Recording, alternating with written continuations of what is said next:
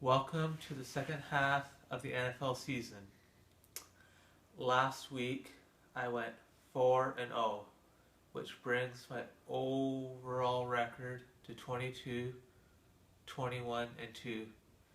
And in the past 3 weeks I've been 12, 2 and 1 against the spread. Hopefully I'll roll that into the second half of the year.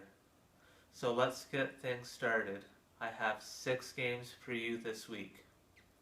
So let's kick things off to the second half with the Dolphins minus 3.5 over the Jets. I look for the Dolphins to dominate both lines of scrimmage, as they'll be facing a Jets team without the Pro Bowl center mangled in the middle, which that means the D-line of the Dolphins will be living in the backfield and in Fitzpatrick's face all game. And Fitzmagic will turn into 6-pick Patrick in this one. And on the other side of the ball, with a loaded box that Jahee will be facing, I look for Tannehill to use his speedy receivers of Parker, Landry, and Stills against an aging Jets secondary. For my next pick, I like the Eagles plus 2.5 over the Giants.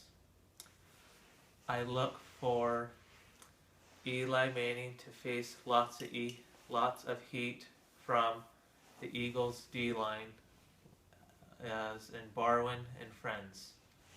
And with a lack of a running game for the Giants, it won't help matters for Eli as he tries to throw it downfield to his triplet of receivers. And on the other side, the Giants' D loves to blitz a lot under Spagnolia, which that will feed right into what Wentz does best. He's one of the best passers against the blitz. And he'll have lots of help from his friends Sproles and Matthews with different screen routes and draw plays down the middle of the teeth of the safeties of the Giants D, who are young and not up to snuff. And I expect Eli to have long stretches of the sidelines with the Eagles' ground attack. For my next pick, I like the Steelers plus 3 over the Ravens. Both teams are coming off a bye, but I look for the Steelers to have a little more motivation in this one, with being embarrassed as they got swept in blowout fashion to these Ravens last year. With the Steelers' O-line fully healthy and receivers, I look for them to do some things with Big Ben back in the fold. I expect a heavy dose of Bell in the first half, and I think he'll have that breakout game that they've been waiting for after his suspension. Saying that, in the second half, I look for the Steelers' deep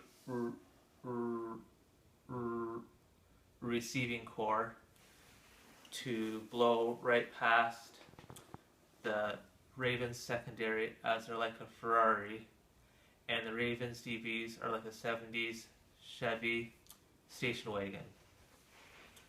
And on the other side, I look for Jones and Hayward to collapse the pocket around Flacco and cause a turnover by their secondary, as they are fully healthy now. Yes, the Steelers will reclaim the top spot in the AFC North after this battle.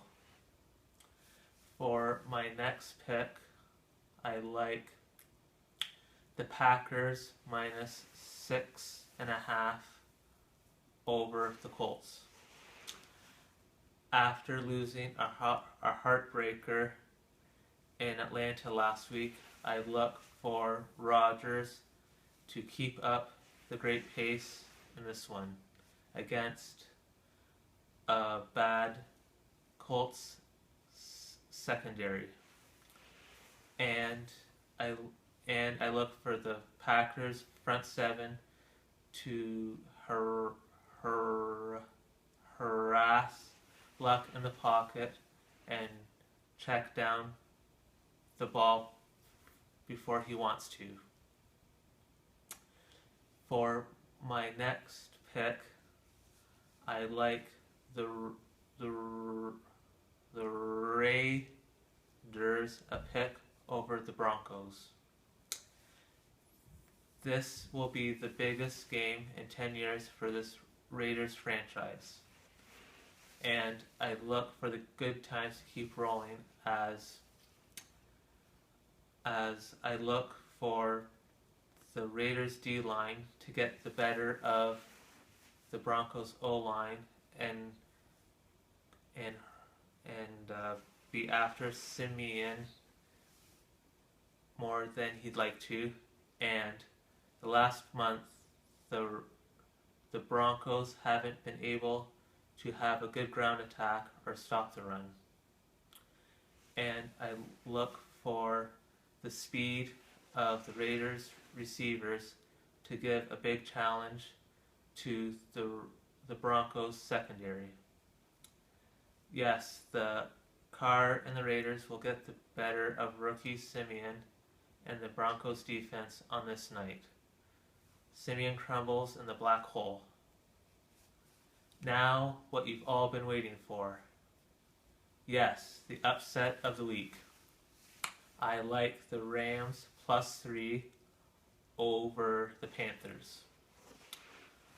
After coming off their bye, I look for a spirited effort from this Rams group, as they'll be playing in front of their LA fans for the first time in 6 weeks. And making matters better for them, the Panthers could be without their center Ryan Khalil in this one, or heavily injured.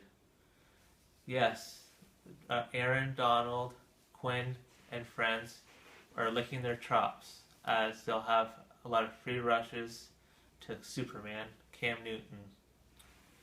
And I think their muscular secondary will give problems to the receivers of the Panthers.